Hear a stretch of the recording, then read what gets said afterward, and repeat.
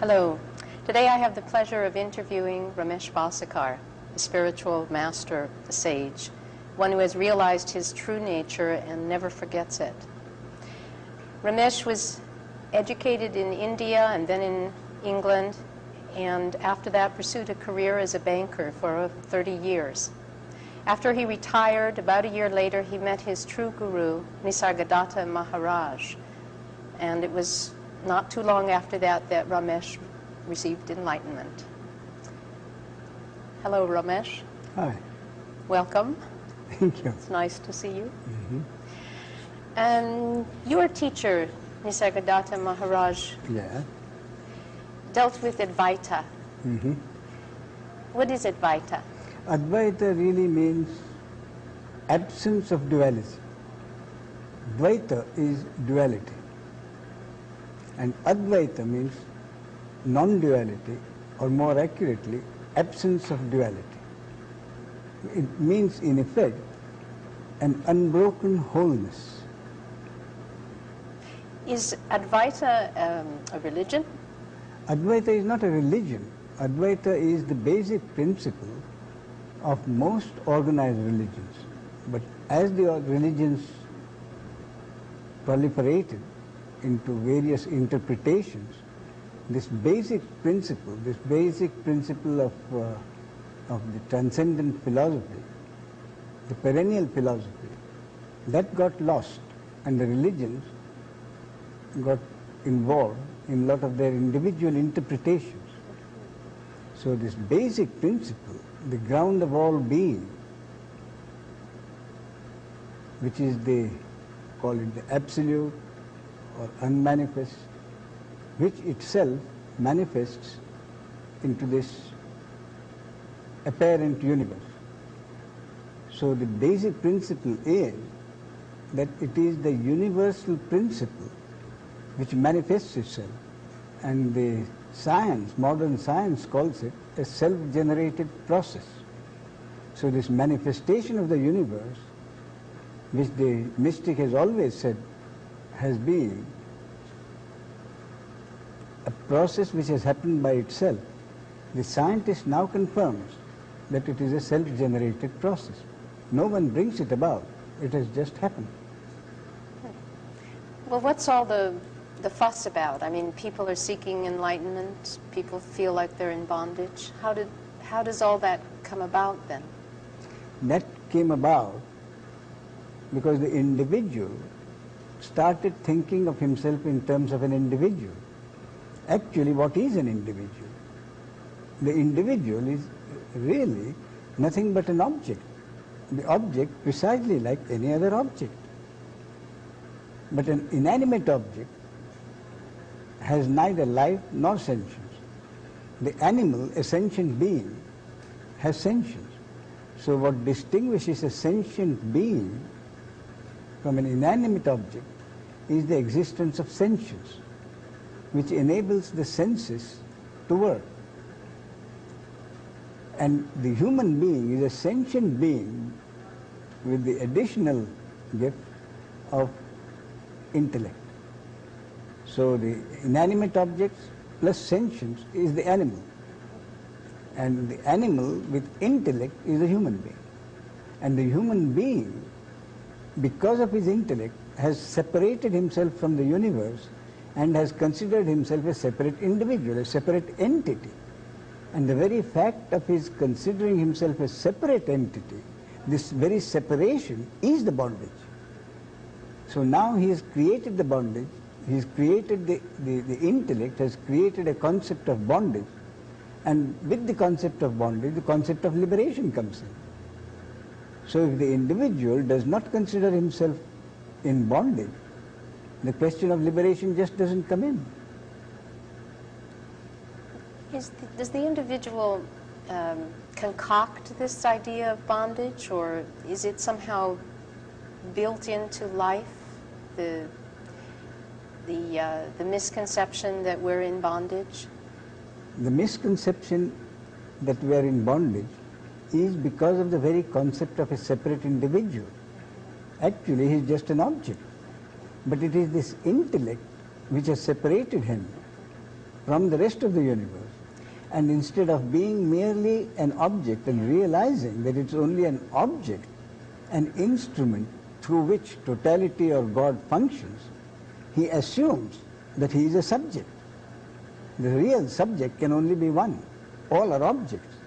But he has, the individual human being has usurped the subjectivity of God, or call it the subjectivity. And with this usurpation of subjectivity, he has separated himself.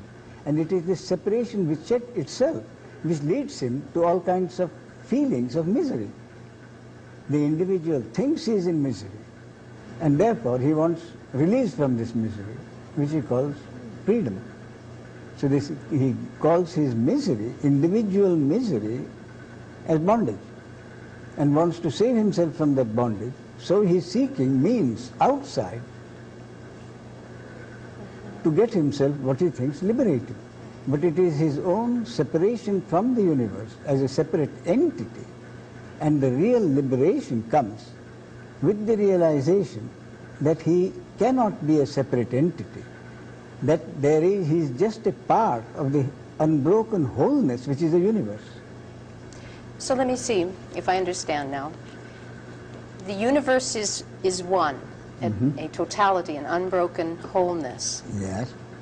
And somehow, though, this idea of an individual comes about. How does that work, that the individual comes into this wholeness? All there is really, this absolute, all there is consciousness. The individual comes in only when there is awareness. There is no individual in deep sleep. It is only when he is awake.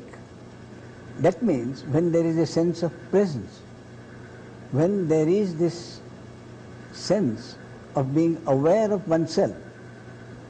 And in that awareness, the basic awareness, for instance, when any individual wakes up from sleep, from deep sleep, the first consciousness, the first awareness is not that awareness of an individual.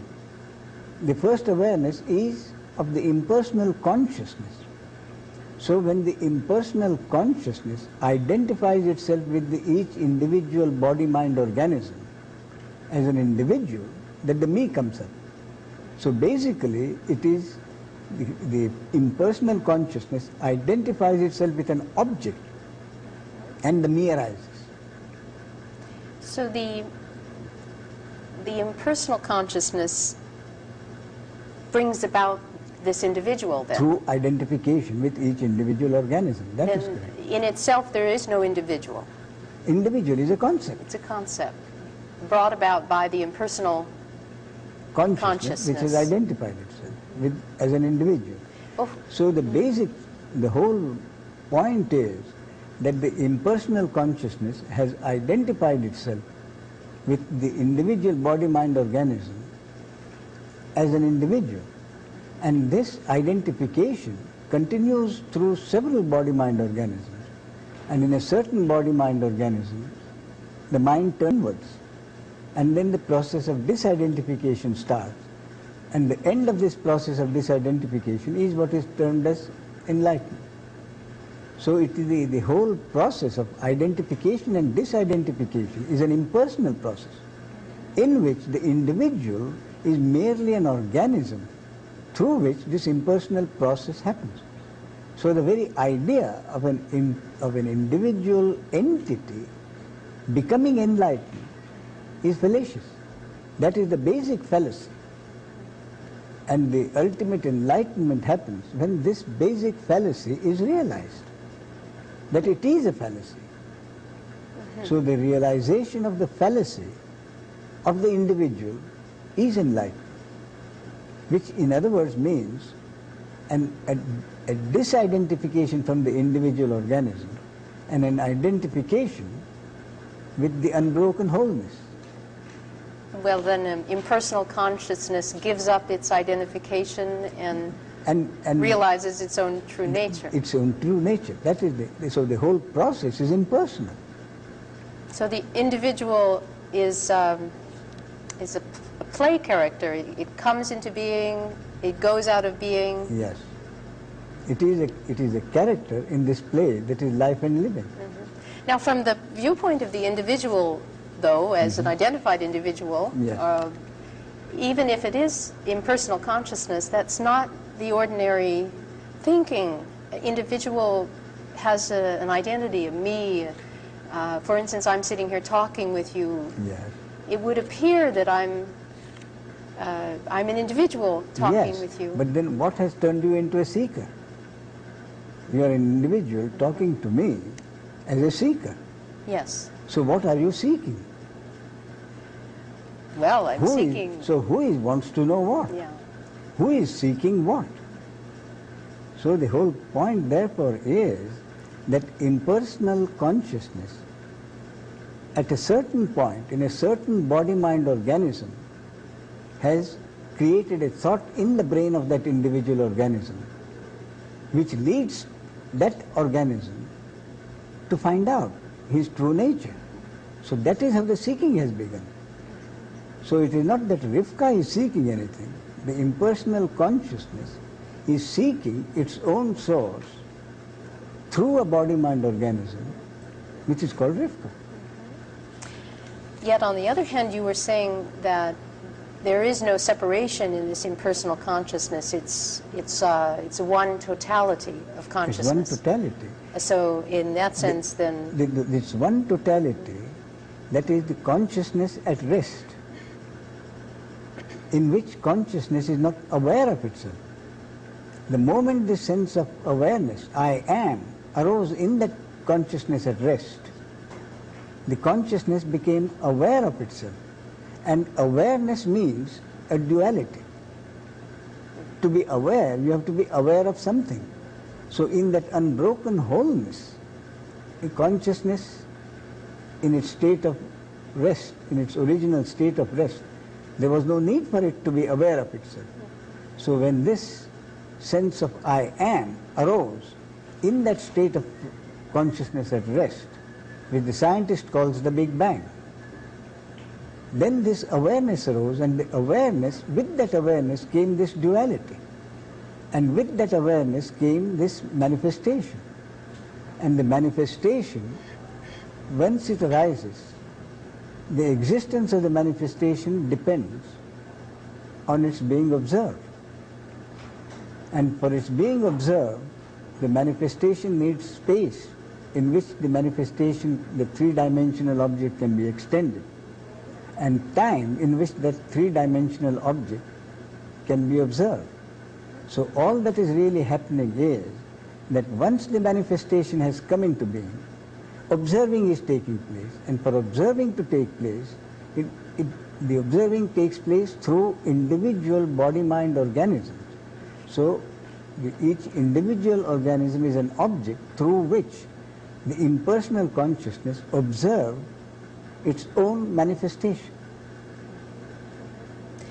Now, so far in this story, there's identification or not? Is the me necessary for this observing to take place? No. The me comes in only after the basic duality of the observing taking place through an observer object and the observed object. For the observing to take place, there has to be an observer object and the observed object. When the observer object assumes this subjectivity, then this dualism comes into being. Otherwise, they are both observer object and observed object. And the true subject is this totality That of is consciousness, correct. impersonal. So the only subject is totality of God, observing through the individual organism. But once the observer object assumes subjectivity, then the me and the other comes in.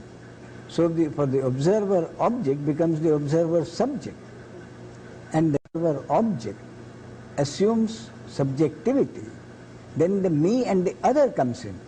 So for the observer object becomes the observer subject, and the rest of and by that means he separates himself from the rest of the universe as his object.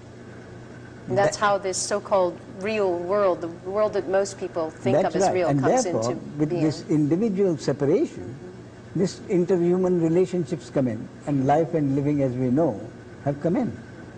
But once this realization happens, that the observer subject is really only an object, that is what the ultimate enlightenment means.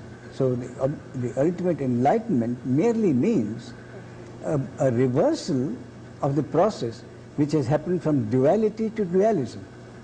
So the reversal from the dualism to duality, when the observer object realizes that he cannot be a subject, that the only subject is totality of God, and that he is only an object through which observing takes place, then the usurpation of the original usurpation of this subjectivity is given up. And the observer object no longer considers himself as a subject, but that he is merely an observed object like anybody else, and that he is an instrument through which the observing happens. And he is merely an instrument through which totality of God functions and brings about such actions as are considered necessary. So at some point, this identification comes about, Yes. and this separation happens. Yes. Does this identification come about spontaneously? It does. So there's an object, and then all of a sudden it's an identified. It thinks it's a subject. It's an Yes. object that now has some Assumed subjectivity. And with that, the me has come into being. And that's what our lives are usually all about. That is correct. Seems like from the time we start to identify ourselves as children, Yes. as a separate being. Entities, yes. And in fact, as we grow up, we get that identity more and more strongly. That's correct. It seems like it's a natural part of life, Yes. and our growing up to become identified. And then, as you said, some of us, somehow that idea of seeking also comes about That is spontaneously. yes. Why does it happen in some objects and not in other objects? Why should it not? It's part of the process. It's part of the evolution. Evolution which goes on from first the consciousness identifying itself. The process of identification continues through several body-mind organisms, through several lives. And in a particular organism, when the thought occurs or some event occurs which turns the mind inwards, the process of disidentification starts. You've mentioned twice now there's several lives, and as I understand it, there is no real me. So is this the concept of reincarnation? And what is it that would reincarnate? Nothing is reincarnated. New lives are created, new body-mind organisms are created, so that this process of evolution will go on.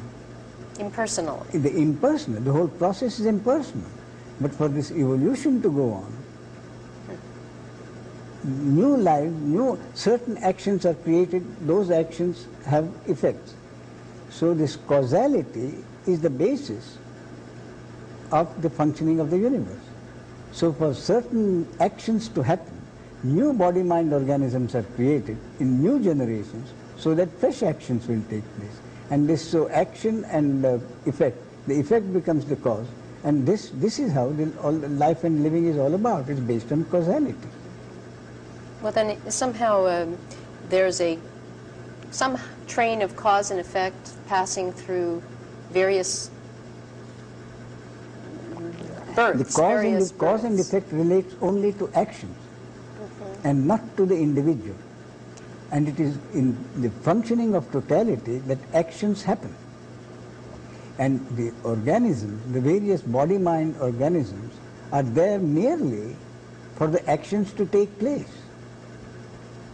Okay, so in one of these, yes, it seems to spontaneously come about yes, that a supposed individual Yes. gets the idea of seeking of wanting to know what this is all about. So the individual wants to know what his true nature is. That is what the seeking is all about. And the seeking really, as I said, at the basis of it is the impersonal functioning of totality.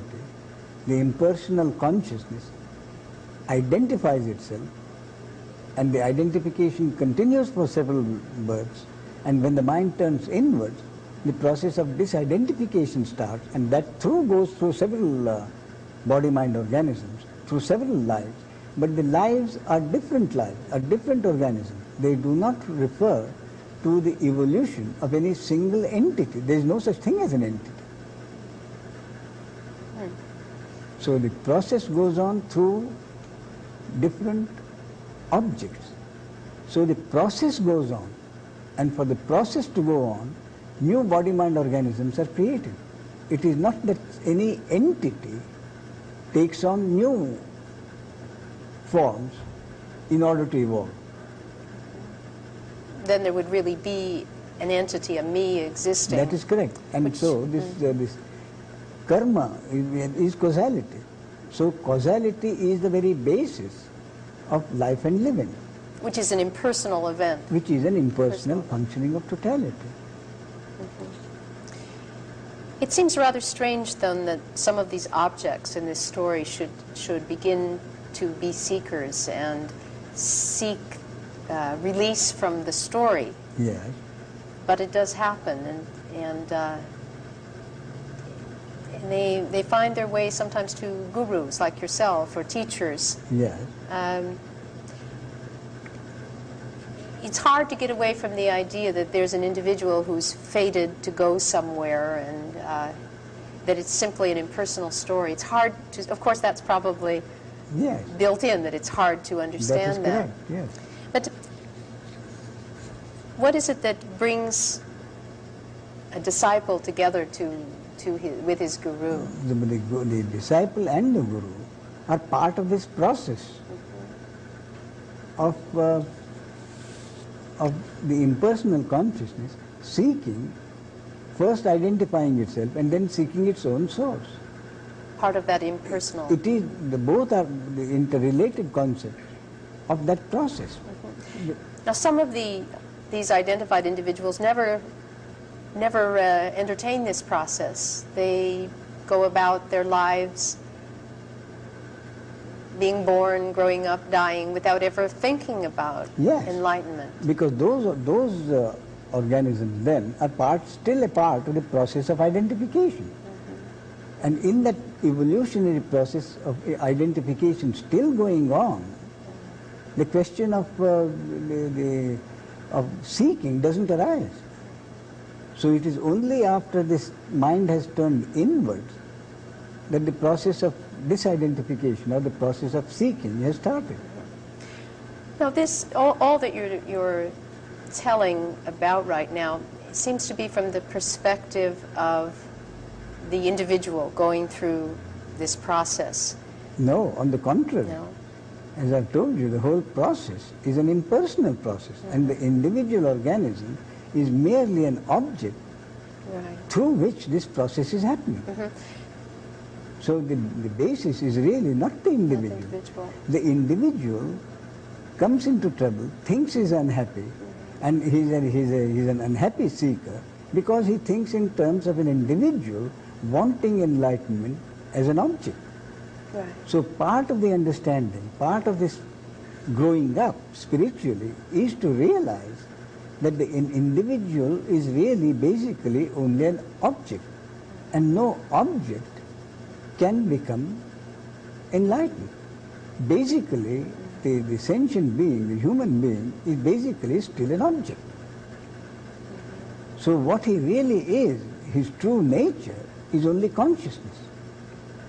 Right. So the very first glimmer of understanding arises when he realizes that he cannot be an object, that which works through an object must be something other than the object. So that begins the seeking for that which functions through the organism. Is this the sense of I am, sense of consciousness that the seeker begins to get a glimpse of? Yes. The seeker begins to get a glimpse that his sense of presence, this consciousness, in deep sleep he is not aware of anything. So it is only when he is conscious, when he wakes up and becomes conscious, only in that awareness does this question come up. Only when he's awake. Only when he is awake. So what is really present? Consciousness. It is consciousness, which is the sense of presence. Yeah. But And within, the sense of presence is present in the waking state, and the sense of presence as a me is absent in deep sleep state. So this alternating presence and absence of the sense of presence is the very basis of existence. Existence is based on duality that is interconnected opposites. Everything is moving, everything is changing, and this change is based on opposites. But the human individual thinks those opposites are separate and that he can compare and choose between. So he wants to be good to the exclusion of bad. He wants only beauty to the exclusion of all ugliness. But the beauty and the ugliness, the good and the evil are interrelated objects, are interrelated concepts, and one cannot exist without the other. So this me thinks in terms of opposites, though he believes that one part of the opposite is true. He cannot hold on to both opposites at the same time. And if he's conscious of both, then his unhappiness won't be there. The basis of his unhappiness is his wanting one as opposed to the other. He's wanting one thing, and he's not realizing that the one cannot exist without the other. And this seeing both together does not happen normally, because the human perception is based on the fact that it can only see in a limited way. It cannot see the whole picture. And that this indeterminacy of not seeing both opposites at the same time can be seen in this paradoxical cube. How does that work? In this paradoxical cube, when you see it as a cube, you watch it as a cube. It seems to flip. First you're looking down on it, and then you're looking up at the So the face of the cube keeps on changing, shifting. But the camera doesn't change. I mean, the camera sees the cube continuously as a cube. It is only when you see it, camera doesn't see it as a cube. The camera sees it only as a figure. So only when you, because of the intellect, sees the cube as a cube and not merely as a figure of certain lines and a combination of lines, then you see it as a cube, and therefore this flip-flop happens, you see. I want to understand what the form is. I want to give it a name. So once you give it a form as an object, then it changes. But if you see it as part of the totality, then you see the totality as based on interconnected opposites. And this would be impersonal. And this would be the impersonal seeing. But it's not the case for the me. The me is either going to see it one way or the other way. That is correct, you see. And you see, once you see that this flip-flop occurs only because you see it as a cube and not as in its original general basis. So when you see the universe as totality, then your unhappiness doesn't happen, because then you don't keep choosing. So enlightenment is merely the understanding that this universe is an unbroken whole and that the opposites are interconnected, and that the change is the very basis of life and living. Therefore, nothing can be constant. So what the human being is unhappy about is that he keeps chasing security. And what this understanding is all about is that there can be no security, because life is based on opposites, and whatever exists now is bound to change. Life is a flip-flop. Life itself is a flip-flop. Understanding that brings about a sense of quietude, a sense of peace. Now, this brings up another thought. I've heard you say about enlightenment that there's a transformation in the perceiving. Somehow Yes. that what was unreal. Yes, actually, how did this enlightenment first happen? With this process of identification, turning inwards, and the disidentification, at some point, the ultimate happening of enlightenment must have happened. So what does this real enlightenment mean, or what did it mean to those people who had this enlightenment, or in which body-mind organisms this happened? So this has been happening from time immemorial. This understanding, or this perennial philosophy, this sudden understanding or sudden realization of one's real nature has been happening in every part of the country from times immemorial. And what it really means is that there is a sudden intuitive insight whereby there is a radical revision, a radical vision of transcendence. And this radical vision of transcendence, what it really means is that in that vision of transcendence, the reality gets transported into a totally different dimension. That is a real flip-flop, and it is a permanent understanding. And that understanding becomes that the reality as we see it, as is perceptible to the senses, is not the true reality. And that there is an experience, an actual experience, that the real reality is the unreal. What seems to us unreal now is experienced as reality. And what appears to us as reality to our senses is really only an appearance. So this sudden vision of transcendence has been happening from times immemorial.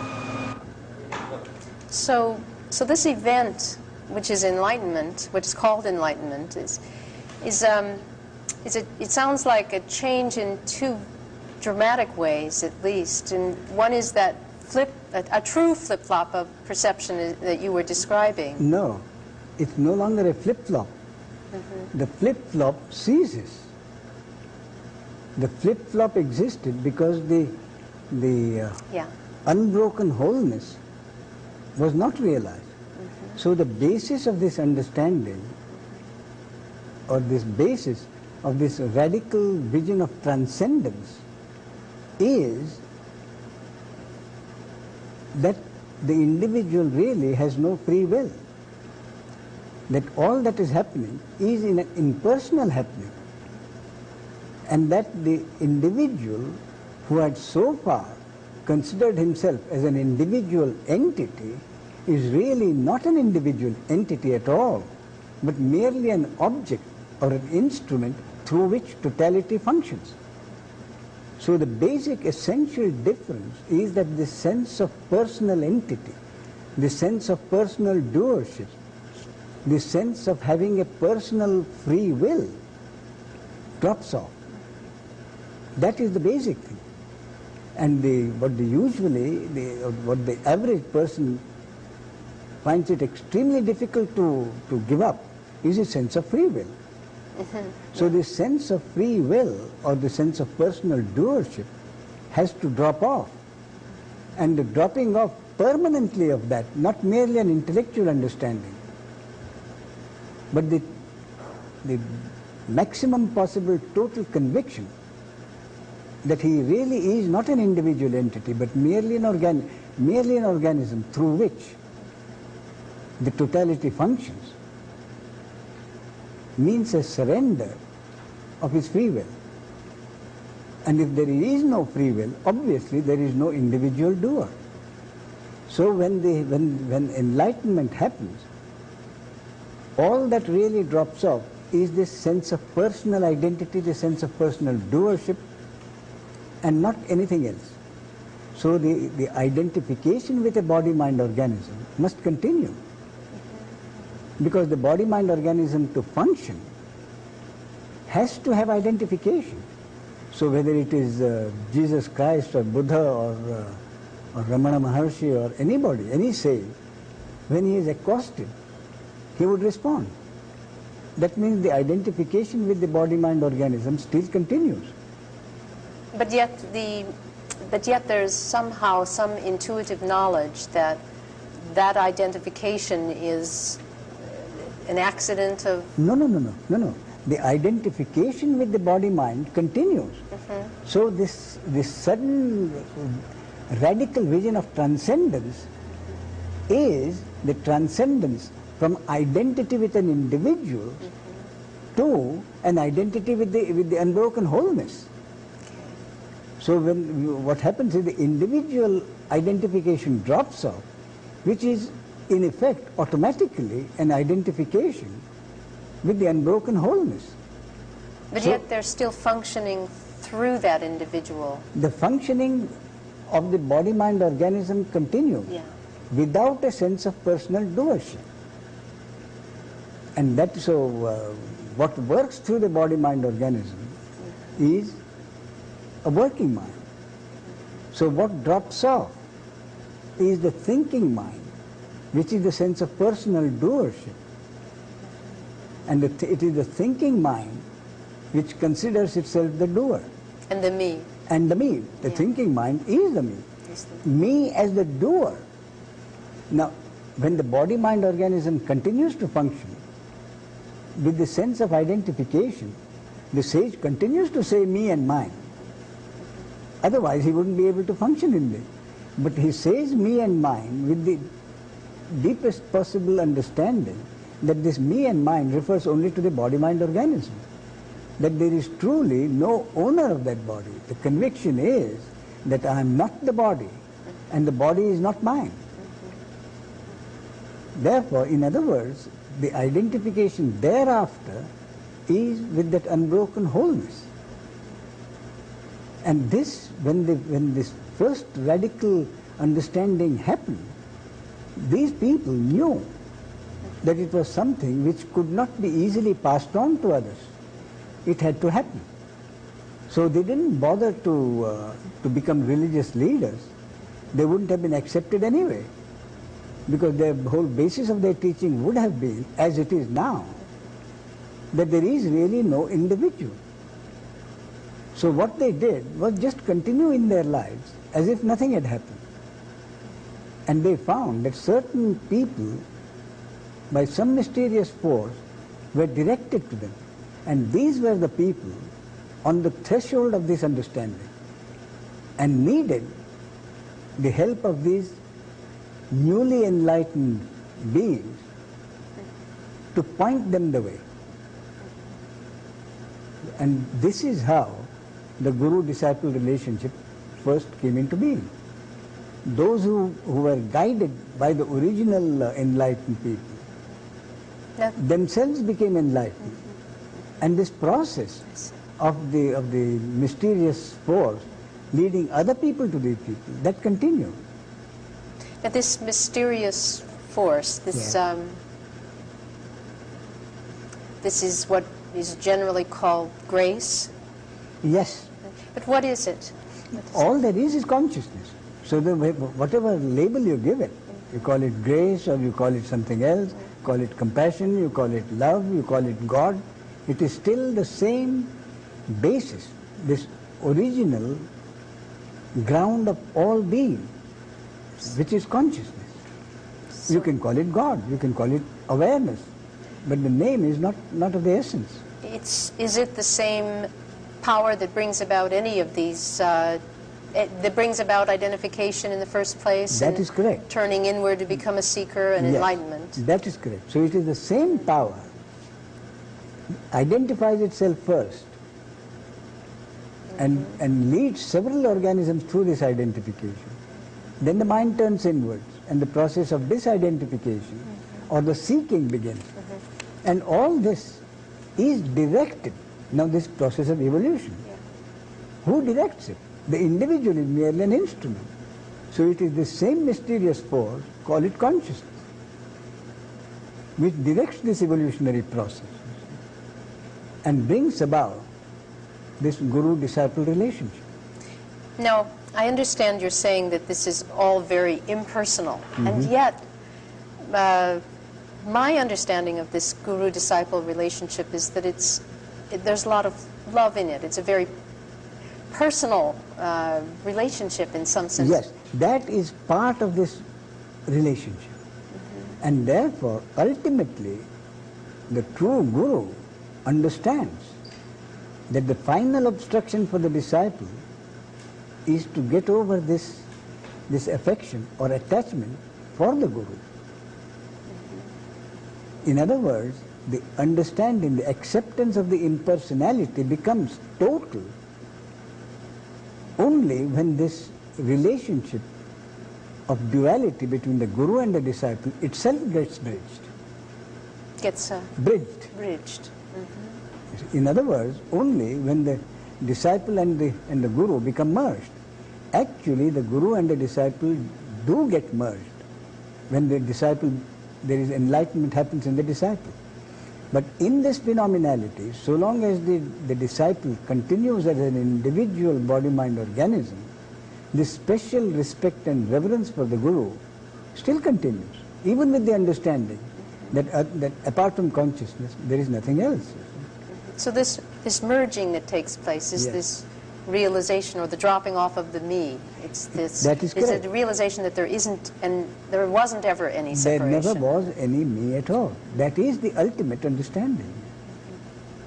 So, let's talk a little bit more about, once enlightenment has taken place, this working mind, this thinking mind. If I understand correctly, then the thinking mind, or the me, is the one that gets involved. It's the one that flip-flops back and forth. And, yes. And this...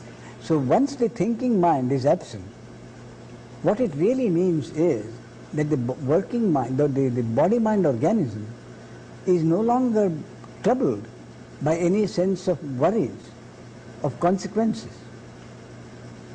So what really happens then is that all the actions which take place through the body-mind organism are merely witnessed as impersonal actions, as part of the functioning of totality, and not my actions. But yet, I've also been led to understand that the enlightened, where enlightenment has taken place, that there's joy. It's not some kind of impersonal. I've also been led to understand that the enlightened, where enlightenment has taken place, that there's joy. It's not some kind of impersonal witnessing where there is no happiness or no enjoyment. Yes. Now, Rivka, we are talking about what happens in daily life. Yes. After enlightenment has taken place. How does the body-mind organism function? Yes. Right. The body-mind organism functions, and the actions which take place through that body-mind organism are witnessed not as his actions, but as part of the functioning of totality. And the concomitant understanding is really not concomitant, it's the same understanding, that just as the actions which take place through this body-mind organism are not my actions, there is the understanding that the actions which take place through some other body-mind organism are not his or her actions.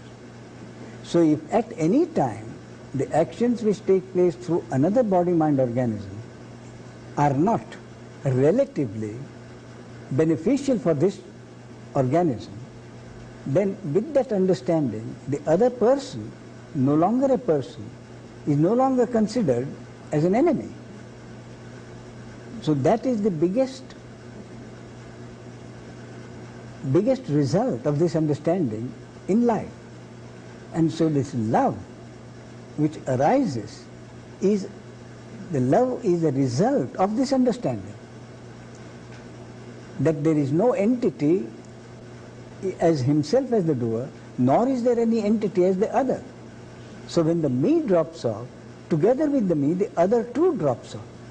And when the me and the other both drop off, all that remains is love and compassion.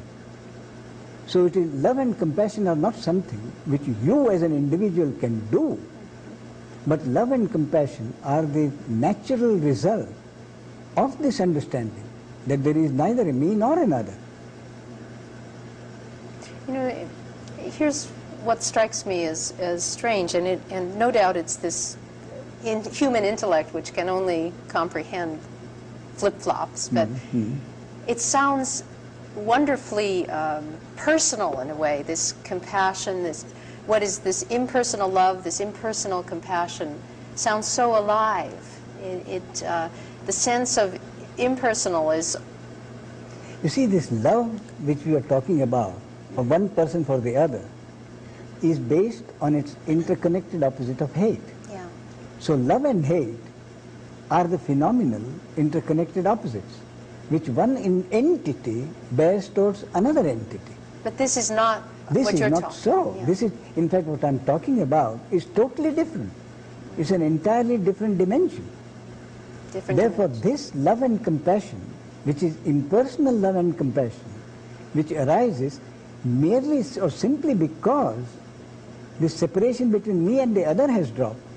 So this, what remains, is the love and compassion, which is the very basis of the understanding. It's almost like a natural state. It is a natural state. It is not all. It is a natural state. Yeah. See? It is the natural state. What about death, Ramesh? What happens where enlightenment has taken place? How is death viewed? See, viewed is right. Actually, there is no difference. A body-mind organism, when it dies, it dies. And at the moment of death, where the body-mind organism is dead, it makes no difference whether the body-mind was one in which enlightenment had happened, or it is a body-mind organism in which enlightenment has not happened. It is still an object made of the 5 elements. So the body-mind object gets destroyed. So any object that is created is destroyed. Any object which has been integrated gets disintegrated. So what really dies is only that which has been born. And that is an object. This impersonal consciousness then was never born. Impersonal consciousness was never born. Impersonal consciousness is all there is. Within which objects... Within which all this manifestation has arisen. So these objects born and dying and born and dying is happens...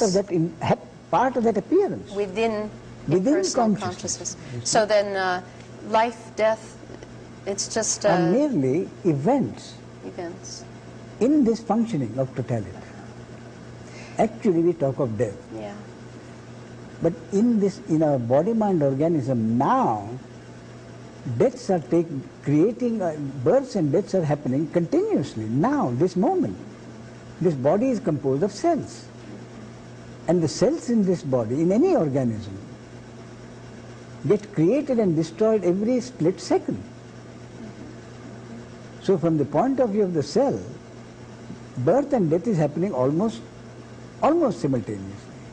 So because we have a longer time comparatively, relatively longer time, 60 years, 70 years, 80 years, 100 years, therefore when the me thinks in terms of death, the me can understand that the body will die, but the me does not want to die with the body.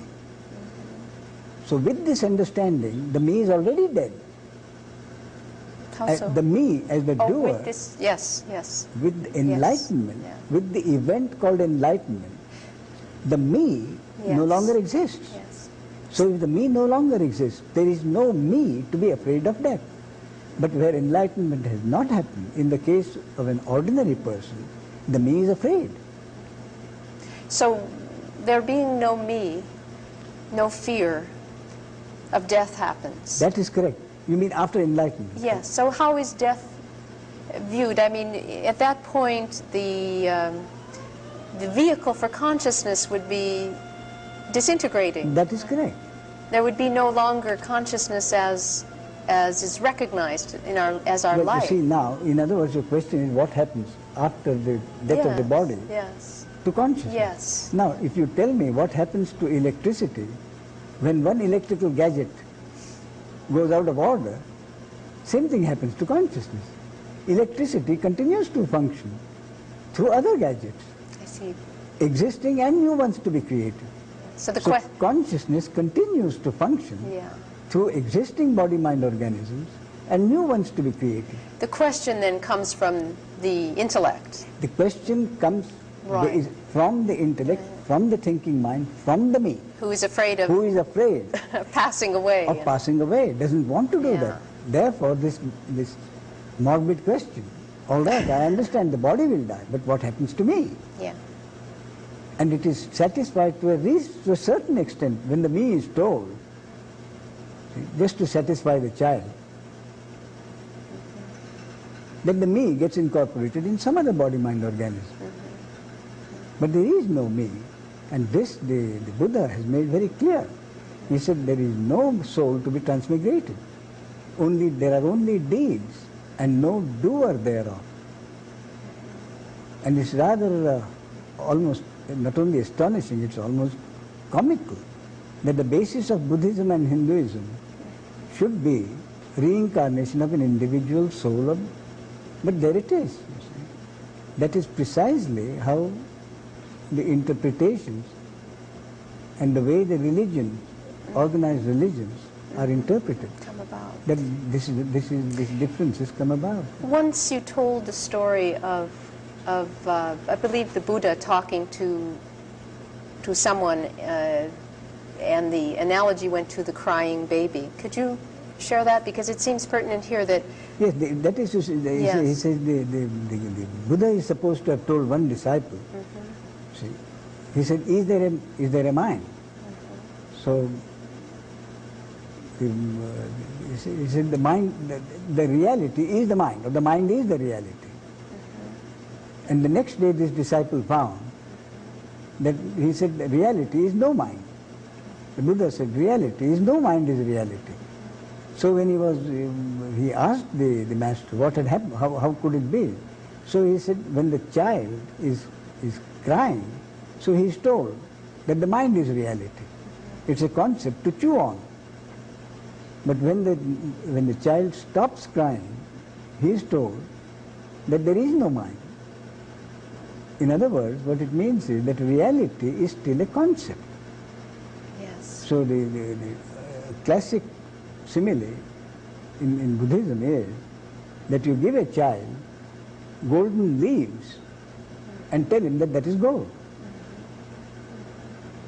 But when the child achieves a certain amount of maturity, he knows that they are only leaves, they are only golden leaves.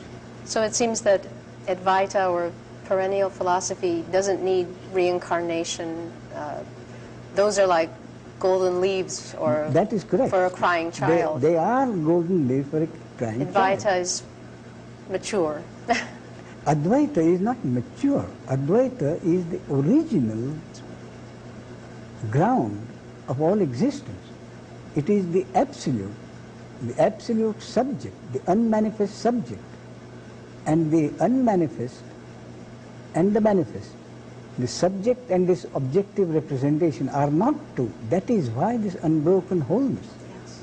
Consciousness at rest itself becomes consciousness in manifestation. So the subject itself becomes the objective expression. The absolute becomes the relative. The unmanifest becomes the manifest. So there never have been any two entities. There always has been an unbroken wholeness, one unicity. And that never changes. That never changes. That is the only thing which doesn't change, because it is not in phenomenality. Everything in phenomenality is based on change. All right, Ramesh, thank you very, very much. I've enjoyed this very much. Not at all. Thank you. Thank you.